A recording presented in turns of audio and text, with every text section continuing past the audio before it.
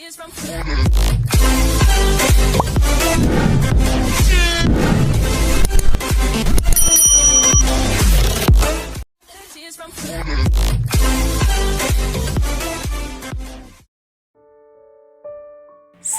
menduga. Kamu mau apa kesini? Nada yang sangat panik langsung berdiri dan menatap orang yang baru saja membuka pintu kafe dan ditunjuk oleh Dimas tadi.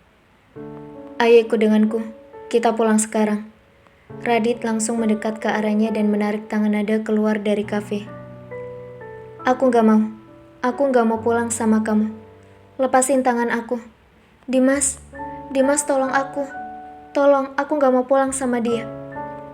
Nada menengok ke arah Dimas untuk meminta tolong dengan wajahnya yang sangat panik dan ketakutan. Membuat Dimas berlari mengejar Nada yang sudah ditarik Radit keluar dari pintu kafe. Dan para pengunjung kafe terlihat sangat panik melihat kejadian itu. Buk, Radit, lo gak bisa gitu dong. Dia udah gak mau pergi sama lo.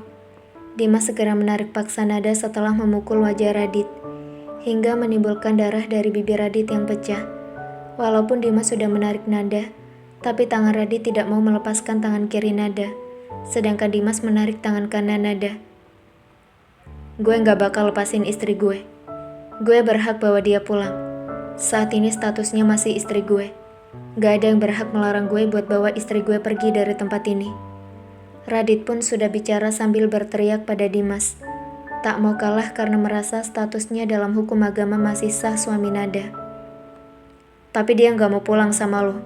Dan lo gak bisa paksa dia untuk pergi sama lo selama gue masih ada di sini.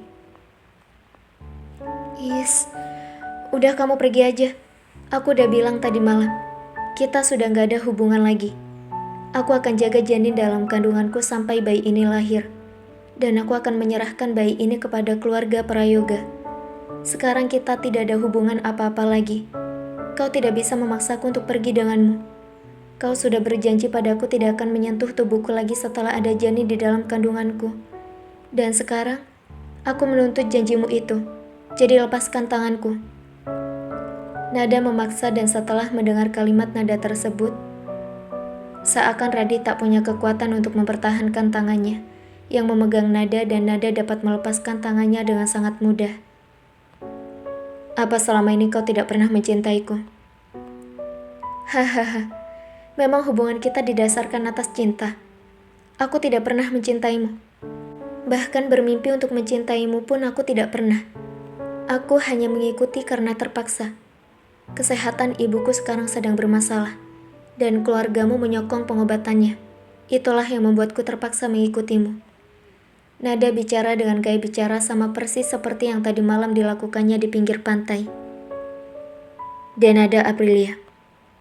Aku bertanya padamu sekali lagi, apa kau tidak pernah mencintaiku, atau merasakan ada getaran dalam hatimu saat kita bersama?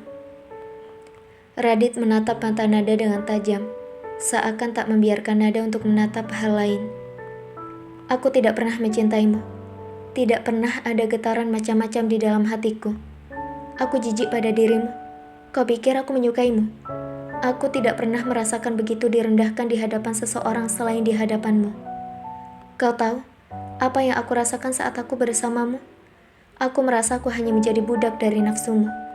Harga diriku lebih rendah, bahkan dari seorang wanita yang menjajakan dirinya di pinggir jalan. Kau semena-mena padaku. Kau seenaknya saja berbuat padaku tanpa menanyakan aku mau atau tidak. Aku sangat jijik pada tubuhku sendiri. Setiap kali aku mengingat di mana saja kau menyentuhku.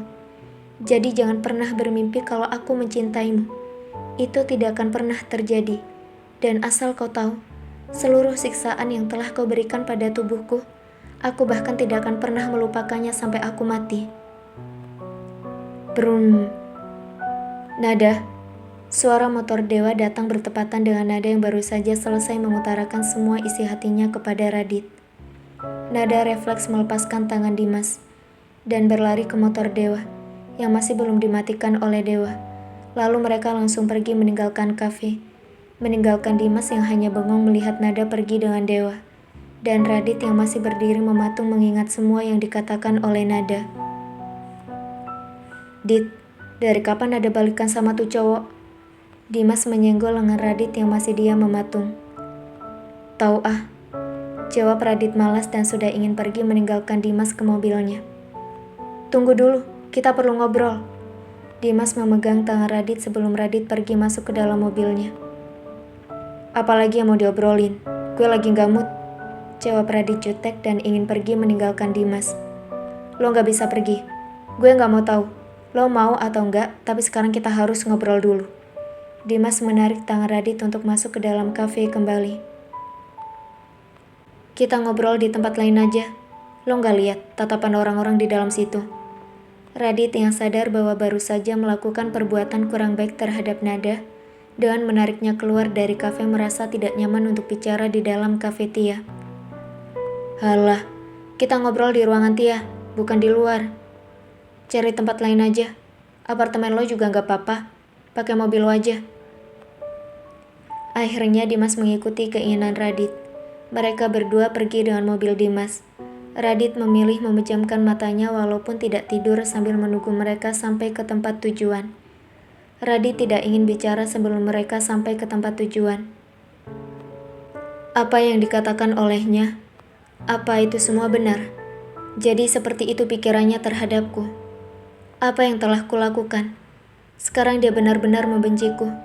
Bahkan tidak ada lagi kesempatan untukku bersamanya. Dia memang menolak saat aku menyentuh tubuhnya. Tapi aku merasa dia selalu menginginkan aku menyentuh tubuhnya. Dia memang tidak mengatakan hal-hal romantis di bibirnya.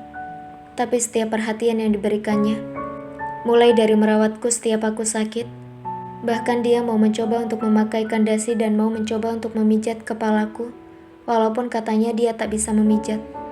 Aku merasa dia memiliki perasaan padaku. Tapi apa benar perasaannya padaku seperti yang dikatakannya? Dia tidak menolak aku memberikan sentuhan hangat di bibirnya saat kami berada di kapal Titanic buatan di Tegalalang. Apa aku salah selama ini? Jadi semua perhatiannya itu tidak tulus padaku. Hanya karena tak ingin aku menghentikan biaya pengobatan ibunya dia mau melakukan itu. Tapi kenapa sekarang dia berani melawanku? Kalau memang alasannya tak ingin pengobatan ibunya dihentikan, harusnya saat ini dia tidak menolak pulang denganku. Ibunya masih ada di rumah sakit, dan kalau dia menolak pulang, aku bisa saja mengeluarkan ibunya dari rumah sakit. Kenapa dia tidak berpikir seperti itu? Radit sungguh tidak mengerti bagaimana jalan pikiran Nada dan apa yang harus diperbuatnya menanggapi pernyataan Nada. Kita udah sampai. Lo gak usah pura-pura tidur.